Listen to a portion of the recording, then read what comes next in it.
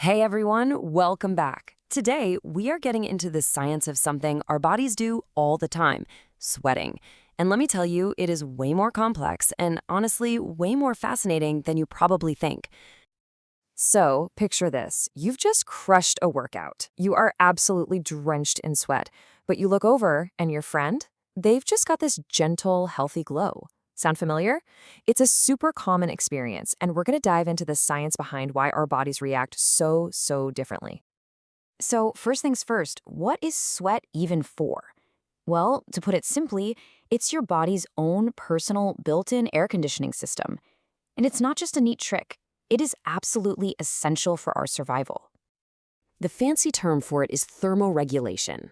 It's this critical process your body uses to keep its internal temperature from going haywire.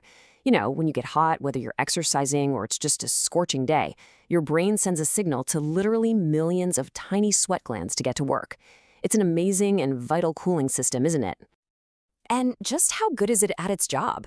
The numbers here are kind of mind-blowing. When just one single liter of your sweat evaporates off your skin, it pulls a whopping 580 kilocalories of heat right out of your body. I mean, that is some serious cooling power. Okay, so that's why we sweat. But what about how much we sweat? Let's get into one of the biggest factors that can determine how much you glisten or pour, and that is your body weight. Generally speaking, it's a pretty direct link. A higher body mass often means more sweat. And this really comes down to two main things. First, body fat acts like an insulator, it traps heat inside. And second, it just takes more energy to move a larger body, and that energy generates more internal heat. So in both cases, the body's personal AC just has to work that much harder to cool things down. But, and this is a big but, here's where the whole story gets a lot more interesting.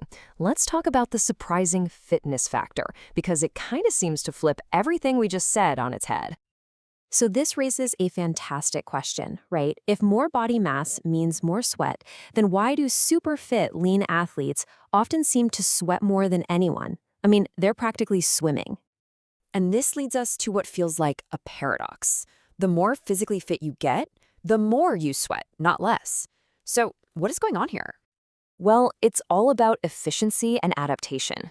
Think of a fit body as a high-performance engine. It's just way better at burning calories, and burning all those calories generates a ton of heat. So your body adapts.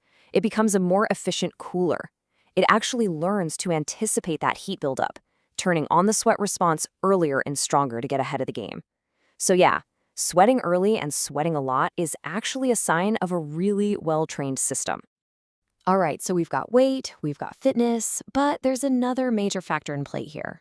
It's time to look at the differences between men and women in what we're going to call the sweat-off. Now, the differences here aren't as simple as men sweat more. Get this, women actually have more sweat glands than men. Kind of counterintuitive, right? The real difference is in how active those glands are. Men's glands tend to be more active and they kick into gear at a lower core temperature. Women's bodies, on the other hand, often need to get a little bit hotter before that cooling system goes into full effect. So why this difference? Well, there's a really incredible theory from a study coordinator named Yoshimitsu Inoue. He suggests it might all be evolutionary. The idea is that lower sweat loss in women could have been a strategy to conserve body fluid for survival in hot climates, while a higher sweat rate in men evolved for better performance during really intense physical work. It's a classic evolutionary trade-off, survival versus efficiency. So fascinating. But what if your sweating habits aren't just about exercise or gender, but something way deeper? For some of us, the tendency to sweat is actually written right into our DNA. This brings us to a medical condition called hyperhidrosis, which basically just means excessive sweating. And you might be surprised to learn how common it is. It affects almost 5% of the population. That's millions and millions of people who deal with sweating that goes way beyond what the body needs for just cooling down.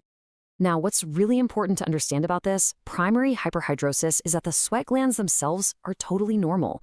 The issue isn't with the glands, it's with the sympathetic nervous system. Basically, the brain is sending out faulty, overactive signals, telling the glands to switch on when there's absolutely no need. And the evidence for what causes this points overwhelmingly to one thing: genetics. You see it in the data. Studies show that up to 2/3 of people who have it also have a family member with the same condition. It often follows what's called an autosomal dominant inheritance pattern, which just means you only need to get the gene from one parent. Researchers are even starting to pinpoint specific regions on our chromosomes that are linked to it, confirming that for a lot of people, this is a deeply ingrained hereditary trait.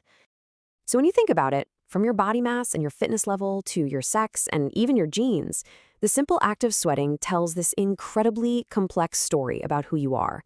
It's a cooling system, sure, but it's also a sign of adaptation and a direct reflection of your genetic code. The next time you break a sweat, maybe ask yourself, what is my body trying to tell me?